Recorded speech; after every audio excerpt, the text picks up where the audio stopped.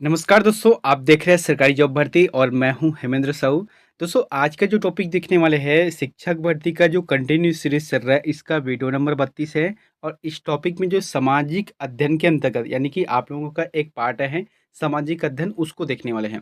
दोस्तों, कई लोगों ने कमेंट किया था कि जो साइंस वाले है उसको आर्ट का या आर्ट वाले को साइंस का। तो कहना चाहता हूँ, आप सिलेबस में देखना 30 अंकों का है। कौन सा है? गणित और विज्ञान का, यानी कि गणित का 15 अंक का क्वेश्चन आएगा और विज्ञान का 15 अंक का क्वेश्चन आएगा। और उसमें से 20 अंकों का है सामाजिक अध्ययन, यानी कि आपको गणित, विज्ञान, सामाजिक अध्ययन तीनों का जो है आपको हल करना पड़ेगा। आप लोगों के सिलेबस के आधार पर आया है, ठीक है? तो चलते हैं सामाजिक अध्ययन का। सामाजिक अध्ययन का यह जो है पहला वीडियो है। हालाँकि इसका जो टॉपिक है मैंने पहले से बता दिया है, लगभग 30-30 क्वेश्चन का। तो इस टॉपिक में हम लोग जो है 100 क्वेश्चन देखने वाले हैं, जो कि वन लाइनर के हिसाब से, क्योंकि समय को देखते हुए हम लोग 100 क्वेश्चन देखने वाले हैं वन लाइनर के हिसाब से।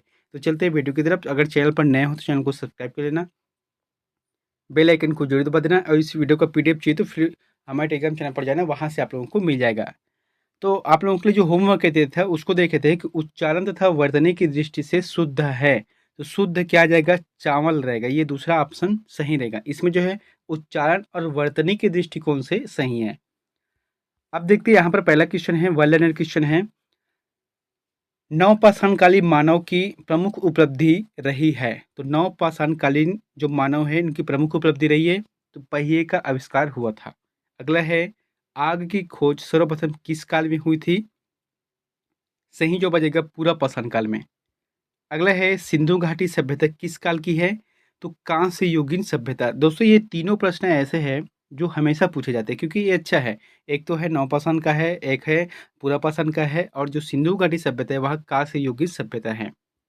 अगला है, सिंधु घाटी सभ्यता का बंदरगाह था, तो कहाँ पर बंदरगाह की प्राप्ति हुई है? लोथल में। सिंधु घाटी के लोग किस पशु से अनभिज्ञ थे, यानी कि कौन से ऐसे पशु है जिसको नहीं जानते थे? तो घोड़ा। घोड़ा ऐसे पशु है जो कि सिंधु घाटी सभ्यता से प्राप्त नहीं हुए हैं, उनके अवशेष। इसका मतलब है कि वो लोग नहीं जानते थे। अगले है, वैदिक साहित्य में कितने वेद हैं? तो वैदिक साहित्य में 4 वेद है। सबसे बड़ा है, सबसे पुराना है ऋग्वेद है, फिर आता है यजुर्वेद आता है, फिर आता है अथर्ववेद आता है, फिर आता है सामवेद। सामवेद सबसे नया है। अगला है, वैदिक काल सामान्यतः शासन तंत्र आधारित था, तो गणतंत्र के हिसाब से चलता था। अगला है, जैनियों के प्रथम तीर्थंकर कौन थे? तो जैनियों के जो प्रथम तीर्थंकर है वहाँ भगवान ऋषभ देव है। अगला है, जैनियों के अंतिम यानी कि 24वें तीर्थंकर कौन थे? तो महावीर स्वामी। दोस्तों, जैनियों में जो है तीर्थंकरों का उल्लेख हुआ है, जिसमें से पहला कौन है? ऋषभ देव है, और अंतिम का है महावीर स्वामी का है। अगला है, महावीर स्वामी का जन्म कहाँ हुआ था? तो महावीर जो स्वामी है, इनका जन्म कुंडलग्राम वैशाली में, जो कि 540 ईसा पूर्व में हुआ था। अगला है, गौतम बुद्ध का जन्म कहाँ हुआ था? तो गौतम बुद्ध का जो जन्म है लुम्बिनी, जो कि कपिल वस्तु में है, और इनका जो जन्म है 563 ईसा पूर्व में हुआ है। अगला है, महात्मा बुद्ध के प्रथम उपदेश को क्या कहा जाता है? तो प्रथम उपदेश को धर्म चक्र परिवर्तन कहा जाता है। अगला है, त्रिपिटक किस धर्म ग्रंथ से संबंधित है? तो त्रिपिटक जो है बौद्ध धर्म से संबंधित है। त्रिपिटक, इसमें जो है बौद्ध धर्म के जितने भी महत्वपूर्ण बात है, जो नियमावली है, उन सभी का इसमें वर्णन किया गया है। अगला है, मेगा स्त्री द्वारा लिखित पुस्तक का नाम क्या है? तो इंडिका है। दोस्तों, आपको कुछ कहना चाहता हूँ, जो सिलेबस है उसके आधार पर सामाजिक अध्ययन का जो टॉपिक है बहुत ही ज़्यादा हाई है। इतना ज़्यादा लेंदी दिया है इसका सिलेबस को। अगर हम पॉलिटिकल साइंस के ही ले तो उसमें लगभग 40 से 45 टॉपिक बनता है। तो 40 से 45 टॉपिक को अगर हम देखने चले चाहे तो फिर 1 महीना का भी समय रहेगा ना, वो भी कम पड़ जाएगा, ठीक है? तो हम लोग क्या कर रहे हैं, पूरा मिक्स कर रहे हैं। 100 क्वेश्चन का जो भी सामाजिक अध्ययन का मेरा वीडियो आएगा, जो 9-10 दिन का समय बचा है, उसमें मिक्स क्वेश्चन रहेगा, जो कि 100 क्वेश्चन के हिसाब से रहेगा। तो हम लोग जो है समय के हिसाब से जल्दी-जल्दी प्रयास करेंगे। अगला है, प्राण या फिर श्वास, है ना? तो प्राण का सर्वप्रथम वर्गीकरण किया गया तो किसने, मतलब किसमें किया गया है? छांदोग्य उपनिषद में किया गया है। अगला है, नालंदा जो प्राचीन काल में प्रमुख शिक्षा का केंद्र था वहाँ है, तो बिहार के नालंदा जिले के राजगीर में स्थित है।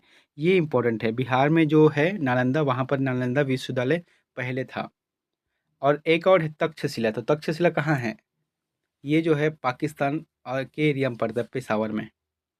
अगला है सुदर्शन झील का जीर्णोद्धार किसने कराया? तो सुदर्शन झील का जो जीर्णोद्धार है वह रुद्रदमन ने कराया था। प्रश्न ऐसे घुमा कर पूछ सकते हैं कि जो सुदर्शन झील है इसका निर्माण किसने कराया है? तो चंद्रगुप्त मौर्य के प्रांतीय शासक पुष्यगुप्त ने इनका निर्माण कराया है, लेकिन जीर्णोद्धार रुद्रदमन ने कराया है। अगला है महाबलीपुरम के रथ मंदिरों का निर्माण किसने कराया था? तो नरसिंह वर्मन प्रथम ने कराया है। अगला है द्रविड़ वैष्णव भक्तों को कहा जाता है। तो द्रविड़ वैष्णव भक्तों को अलवर कहा जाता है। टीवी में आप कभी कभी सुनना कि अलवर के संत आए थे, तो ये क्या है? वैष्णव भक्त है, वो भी द्रविड़ के। अगला है अशोक ने किस बौद्ध भिक्षु से बौद्ध धर्म की शिक्षा ग्रहण की थी? तो उपगुप्त से शिक्षा ग्रहण की थी। अगला है जवाबित शब्द का अर्थ है। तो जवाबित जो शब्द है इसका मतलब होता है राजकीय कानून। अगला है दीवान ए इंसा से संबंधित है। तो पत्राचार से संबंधित है दीवान ए इंसा। अगला है किशनगढ़ शैली का महान चित्रकार कौन था? तो किशनगढ़ शैली का महान चित्रकार निहाल चंद था। अगला है जौनपुर नगर की स्थापना किसने की? तो जौनपुर नगर की स्थापना फिरोज फिरोज तुगलक ने 1359 में किया था। अगला है गुरु गोविंद सिंह की समाधि कहाँ बनी है? तो गुरु गोविंद सिंह की जो समाधि वहाँ अभी भी है, नांदेड़ में है, महाराष्ट्र। अगला है भारत की प्रथम महिला सुल्तान कौन थी? तो भारत की प्रथम महिला सुल्तान कौन थी? रजिया सुल्तान थी। अगला है जहांगीर के दरबार में पक्षियों का सबसे बड़ा चित्रकार था मंसूर रैगा। दोस्तों ये ऐसा टॉपिक है, आप लोगों से कहना चाहता हूँ चलते फिरते इसको पढ़ लेना, 2 बार पढ़ लेना, आपको याद हो जाएगा 100 क्वेश्चन। ठीक है, अगर 5 से 7 वीडियो भी आ रहा है तो कम से कम 700 से 800 क्वेश्चन आपको याद हो जाएगा। अगला है मुगलों की सेना व्यवस्था का नाम था। तो मुगलों की जो सेना व्यवस्था था इनका नाम जागीरदारी प्रथा थी। अगला है किस मुस्लिम शासक ने मूल्य नियंत्रण व्यवस्था लागू कराई है? तो अलाउद्दीन खिलजी ने जो है मूल्य नियंत्रण प्रणाली की शुरुआत की है। अगला है सितार वाद्य यंत्र के आविष्कारक कौन हैं? तो सितार वाद्य यंत्र के आविष्कारक है अमीर खुसरो हैं। अगला है शिवाजी का उत्तराधिकारी कौन था? तो शिवाजी का उत्तराधिकारी जो है संभाजी था, और संभाजी को ही बनाया गया था। अगला है रानी दुर्गावती का संबंध निम्न में से किसके राजघराने से है? तो मंडला राजघराने से है रानी दुर्गावती। अगला है दिल्ली की जामा मस्जिद किसने बनाई थी? सही जवाब आ जाएगा शाहजहां ने दिल्ली की जामा मस्जिद का निर्माण कराया है। अगला है 1576 की हल्दी घाटी के युद्ध में मुगल सेना का युद्ध किससे हुआ? तो महाराणा प्रताप से। यानी कि 1576 में जो हल्दी घाटी का युद्ध हुआ उसमें एक तरफ है मुगल सेना और एक तरफ है महाराणा प्रताप से युद्ध हुआ था। अगला है रजिया सुल्तान किसकी बेटी थी? तो रजिया सुल्तान जो है इल्तुतमिश की बेटी थी। किसकी? इल्तुतमिश की। अगला है सिखों को एक सैनिक एवं लड़ाकू समुदाय में परिवर्तित करने का श्रेय किसे जाता है? तो गुरु गोविंद को। तो सिखों को जो है सैनिक के रूप में और लड़ाकू समुदाय मतलब लड़ने वाला नहीं भैया। लड़ाकू समुदाय मतलब होता है अपने हक के लिए लड़ना, क्योंकि जिस समय गुरु गोविंद सिंह थे उस समय मुगलों का राज था, औरंगजेब का राज था। तो इनसे क्या है, अपने हक की लड़ाई लड़ना है, लोगों का भला करना है, समाज की रक्षा करना है, इसलिए इन्होंने सैनिक का निर्माण किया है। अगला है किसने उपनिषदों का फारसी में अनुवाद कराया है? इसका जो आंसर क्या रहेगा? दारा सिको ने कराया है। अगला है तैमूर ने भारत पर कब आक्रमण किया? तो 1398 में तैमूर ने भारत पर आक्रमण किया।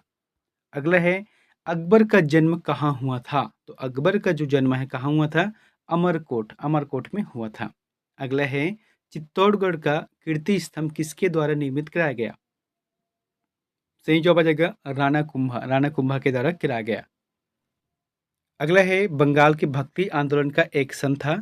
तो चैतन्य जो कि बंगाल के भक्ति आंदोलन का एक सन था।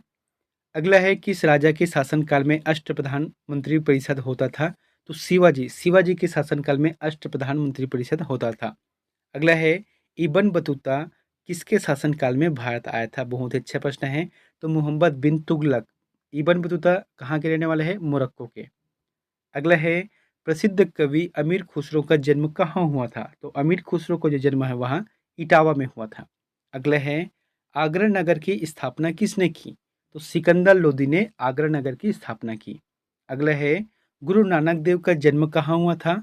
तो तलवंडी में गुरु नानक देव का जन्म हुआ था। अगला है, भक्ति आंदोलन का जन्मदाता किसे माना जाता है? तो भक्ति आंदोलन का जो जन्मदाता है वहाँ रामानुजाचार्य को माना जाता है। इन्होंने जो दक्षिण से उत्तर भारत की तरफ लाए। अगला है, अमीर खुसरो किस सुल्तान का दरबारी कवि था? सही जवाब आ जाएगा अलाउद्दीन खिलजी का दरबारी कवि था। अगला है, गुलबदन बेगम द्वारा रचित पुस्तक का नाम है? तो हुमायूं नामा का जो रचना है वहाँ गुलबदन बेगम ने कराया है। अगला है, शाहनामा किसकी कृति है? तो फिरदौसी का जो कृति है वहाँ शाहनामा है। अगला है, फतेहपुर सीकरी की स्थापना किसने की थी? तो किसने की थी फतेहपुर सीकरी की स्थापना? अकबर ने 1571 में किया था। मैं डेट भी बता रहा हूँ, आप लोगों को डेट भी याद रखना है। अगला है, चोल प्रशासन की प्रमुख विशेषता क्या थी?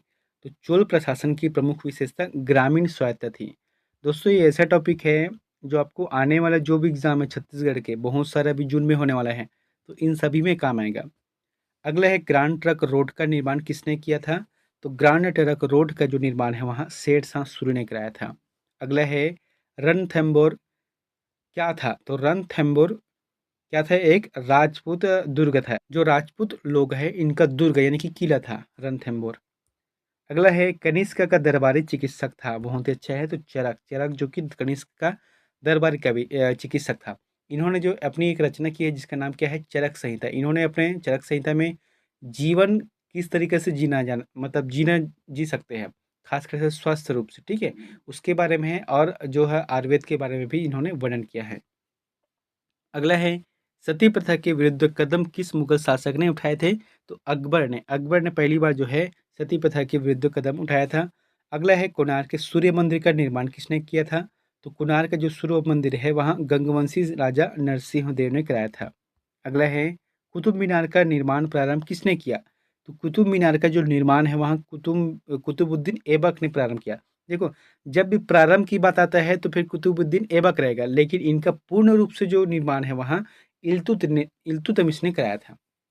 अगला है, किस वृक्ष के नीचे महावीर को ज्ञान प्राप्त हुआ था? तो कौन से वृक्ष के नीचे महावीर को ज्ञान की प्राप्ति हुई थी? साल वृक्ष है। अगर यहाँ पर गौतम बुद्ध की बात आता है तो पीपल वृक्ष के नीचे आएगा। अगला है, लौह एवं रक्त नीति का प्रतिपादन किसने किया था? तो बलबन ने लौह एवं रक्त नीति का प्रतिपादन किया था। अगला है, एलोरा की गुफाएं स्थित हैं? तो एलोरा की जो गुफाएं कहाँ स्थित हैं? महाराष्ट्र में स्थित हैं। अगला है, खजुराहो के मंदिरों का निर्माण किस राजवंश ने कराया था?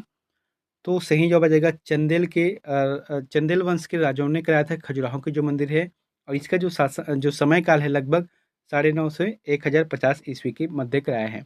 अगले हैं, समुद्रगुप्त के प्रयाग स्तंभ लेख का लेखक कौन है? तो हरिसेन है। इन्होंने अपने प्रयाग प्रशस्ति में वर्णन किया है। अगला है, गुरु तेग बहादुर की हत्या किसने कराई थी? तो औरंगजेब ने कराई थी। अगले हैं, पृथ्वीराज रासो की रचना किसने की थी? तो पृथ्वीराज रासो की रचना है वहाँ चंद्रवरदाई ने की थी। अगला है, अष्टप्रधान किसकी मानसिक की देन थी? शिवाजी। अगला है, संविधान सभा का गठन हुआ था? तो संविधान सभा का गठन जो है दिसंबर 1946 में पहली बार किया था, यानी कि देश आज़ाद होने से पहले इनका गठन किया था। अगला है, संविधान प्रारूप समिति के अध्यक्ष थे? तो संविधान प्रारूप समिति के जो अध्यक्ष है डॉक्टर भीमराव अंबेडकर थे। अगला है, भारतीय संविधान सभा ने संविधान को अपनी स्वीकृति प्रदान की तो 26 नवंबर 1949 को, यानी कि संविधान बनकर कब तैयार हुआ? 26 नवंबर 1949 को। अगला है, भारत के लोगों को कितने मौलिक अधिकार प्राप्त हैं? तो 6 मौलिक अधिकार प्राप्त है। मूल रूप से 7 था लेकिन उसे एक को हटा दिया गया है संपत्ति के अधिकार को, अब जो है 6 हैं। अगला है, राज्यसभा सदस्य बनने के लिए न्यूनतम आयु सीमा कितनी है? 30 वर्ष है और लोकसभा के लिए है 25 वर्ष है। अगला है, लोकसभा की 2 बैठकों के बीच अधिकतर अंतर हो सकता है? तो 6 माह का अंतर होता है लोकसभा की 2 बैठकों के बीच में। अगला है, संपत्ति के मौलिक अधिकार को समाप्त किया गया तो 1978 में जो 44वें संविधान संशोधन अधिनियम होता है उसके आधार पर जो 7 मौलिक अधिकार है उसमें से जो संपत्ति का अधिकार है उसे हटाया गया और हटाने के बाद जो है आर्टिकल जो 300 है उसके ए में शामिल किया गया है। अगला है, एक व्यक्ति कितनी बार राष्ट्रपति बन सकते हैं? तो कोई सीमा नहीं, वहाँ जितनी बार चाहे वो बन सकते हैं, ज़रूरत है उसे सपोर्ट करने वाला होना चाहिए। अगला है भारत में निर्वाचन प्रणाली का प्रारंभ किया गया। तो भारत में जो है सर्वप्रथम निर्वाचन प्रणाली का जो प्रारंभ किया गया 1909 में किया गया। ये जो है उसी समय मार्लो मिंटो सुधार अधिनियम आया था, यानी कि जो हिंदू और मुसलमान के हिसाब से, हिंदू और मुसलमान के हिसाब से दोनों को अलग अलग किया था ताकि सांप्रदायिकता हिंसा भड़क सके। ठीक है। और स्वतंत्र भारत में पहली बार जो है आम चुनाव 1952 में किया गया। अगला है अस्पृश्यता को समाप्त किया गया है, तो किस अनुच्छेद में है? संविधान के अनुच्छेद 17 में अस्पृश्यता को समाप्त किया गया है। अगला है छत्तीसगढ़ में राज्यसभा सदस्य हैं, तो 5 सदस्य है यहाँ पर। अगला है कैबिनेट मिशन को भारत भेजा गया, तो 1946 में कैबिनेट मिशन को भारत भेजा गया। अगला है कैबिनेट मिशन योजना के आधार पर 1946 में निर्मित अंतरिम सरकार के अध्यक्ष थे, तो जवाहरलाल नेहरू इसके आंसर रहेगा। अगला है स्वतंत्र भारत का प्रथम गवर्नर जनरल कौन था? तो लॉर्ड माउंटबेटन स्वतंत्र भारत के प्रथम गवर्नर जनरल है। अगला है कैबिनेट मिशन ने कितने सदस्यों वाली संविधान सभा के गठन का सुझाव दिया? तो कैबिनेट मिशन ने पहली बार जो है कितना है 389 जो सदस्य है इनके संविधान सभा गठन के लिए सुझाव दिया था। अगला है संविधान सभा का प्रथम अधिवेशन कब प्रारंभ हुआ? तो प्रथम अधिवेशन जो है 9 दिसंबर 1946 को प्रारंभ हुआ और इसके जो अस्थायी अध्यक्ष थे डॉक्टर सचिदानंद सिन्हा को बनाया गया था। ये प्रश्न पूछे जाते हैं। संविधान सभा के प्रथम अध्यक्ष अस्थायी अध्यक्ष कौन थे? तो डॉक्टर सचिदानंद सिन्हा आंसर सही रहेगा। अगला है संविधान सभा की स्थायी अध्यक्ष पर किसको निर्वाचित किया गया? तो देखो 9 दिसंबर को होने के बाद जो है 11 दिसंबर को पुनः किया गया, जो कि द्वितीय अधिवेशन था और इसी में डॉक्टर राजेंद्र प्रसाद को इसके अध्यक्ष चुना गया, वो भी स्थायी रूप से। अगला है संविधान सभा का संवैधानिक सलाहकार किसे नियुक्त किया गया? तो डॉक्टर BN राव को किया गया है। अगला है संविधान सभा में उद्देश्य प्रस्ताव कब रखा गया? तो उद्देश्य का जो प्रस्ताव वहाँ 13 दिसंबर 1946 को रखा गया, यानी कि देखो 9 दिसंबर 1946 को पहली बैठक हुआ, 11 दिसंबर 1946 को दूसरा बैठक हुआ और 13 दिसंबर 1946 को संविधान सभा में बैठक में कहा गया कि संविधान जब निर्माण करेंगे तो उसके लिए एक प्रस्तावना होगा या कह सकते हैं जिसका उद्देशिका होगा। तो इस बात को यहाँ पर कहा गया था, इसका मतलब प्रस्ताव रखा गया था। अगला है राष्ट्रीय ध्वज को संविधान सभा ने कब स्वीकार किया? तो राष्ट्रीय ध्वज को संविधान सभा ने 22 जुलाई 1947 को स्वीकार किया था। अगला है राष्ट्रीय गान को कब स्वीकार किया? तो 24 जनवरी 1950, 24 जनवरी 1950 को किया गया। राष्ट्रीय गान कौन सा है? जन गण मन अधिनायक जय है। अगला है देश की स्वतंत्रता के पश्चात संविधान सभा की प्रथम बैठक हुई, तो 31 अक्टूबर 1947 को। इससे पहले क्या है, देश आज़ाद नहीं हुआ था, उससे पहले बैठक है। अब जो है 15 अगस्त 1947 को देश आज़ाद हुआ, उसके बाद जो है अक्टूबर में, है ना, अगस्त सितंबर अक्टूबर, अक्टूबर में जाकर 31 अक्टूबर को स्वतंत्रता के पश्चात प्रथम बैठक हुआ। अगला है भारतीय संविधान पूर्ण रूप से लागू हुआ, तो 26 जनवरी 1950 को। अगला है संपूर्ण संविधान के निर्माण में कुल कितना समय लगा? तो संपूर्ण जो संविधान का निर्माण है 2 वर्ष 11 माह 18 दिन का समय लगा। अगला है संविधान के अनुसार भारत की सर्वोच्च सत्ता किस में निहित है? तो जनता में निहित है सर्वोच्च सत्ता। अगला है भारत के संविधान में संशोधन संबंधी प्रावधान किस अनुच्छेद में है? तो इसका आंसर रहेगा 368। ये जो है दक्षिण अफ्रीका से लिया गया है संविधान संशोधन के बारे में। अगला है केंद्र व राज्यों के बीच वित्तीय संबंधों का निर्धारण करता है, तो वित्त आयोग करता है। अगला है भारतीय संविधान निम्न में से किसका सर्वाधिक ऋणी है? तो 1935 के जो भारत शासन अधिनियम है इनका, क्योंकि इन्हीं से ज़्यादातर चीज़ों को उठाया गया है। अगला है ब्रिटिश पार्लियामेंट में चुना जाने वाला प्रथम भारतीय कौन था? तो दादा भाई नौरोजी, इंपॉर्टेंट है। अगला है संविधान सभा में देशी रियासतों के कुल कितने प्रतिनिधि थे? सही जवाब आ जाएगा 93 रहेगा। ठीक है, 93 इसका आंसर रहेगा। अगला है सत्यमेव जयते राष्ट्रीय चिन्ह में कहाँ अंकित है? तो कहाँ पर अंकित है? सबसे नीचे है। आप देखना जैसे कि राष्ट्रीय चिन्ह कैसे है, शेर का जो फोटो है, ठीक है, सिंह का चारों दिशा में शेर है, उसके जस्ट नीचे क्या है, यहाँ पर लिखा हुआ है। अगला है भारत के निर्विरोध राष्ट्रपति चुने गए, तो भारत के निर्विरोध राष्ट्रपति चुने गए कौन है? डॉक्टर संजीव रेड्डी को चुना गया। दोस्तों लास्ट का प्रश्न आप लोगों के लिए होमवर्क है, तो इसका आंसर प्लीज़ हमें कमेंट बॉक्स पर जाकर जरूर कमेंट कर देना। ऐसा ना हो कि वीडियो आप लोगों को रफ्तार लगे, फास्ट लगे, क्योंकि ये वन लाइनर क्वेश्चन है, फटाफट याद करने का समय है। आप इसको एक बार देख लिए, अब एक बार और देख लो, उसके बाद आपका कॉन्टेस्ट हो जाएगा, इसको और देखने की ज़रूरत ही नहीं है। ठीक है, 100 नंबर का प्रश्न क्या है अंतिम का? संविधान सभा का प्रथम अधिवेशन कहाँ हुआ था? आपको ये बताना है कहाँ हुआ था, जैसे कि मुंबई में हुआ था, कलकत्ता में हुआ था, लाहौर में हुआ था, दिल्ली में हुआ था। आपको ये बताना है। मैंने आपको बताया था समय कब है, 9 दिसंबर 1946 को हुआ था। तो कहाँ पर हुआ है ये बताना है। तो दोस्तों चैनल अच्छा लगा तो चैनल को सब्सक्राइब कर देना, बेल आइकन को ज़रूर दबा देना। मिलते हैं नेक्स्ट वीडियो में एक नई जानकारी के साथ। Thank you.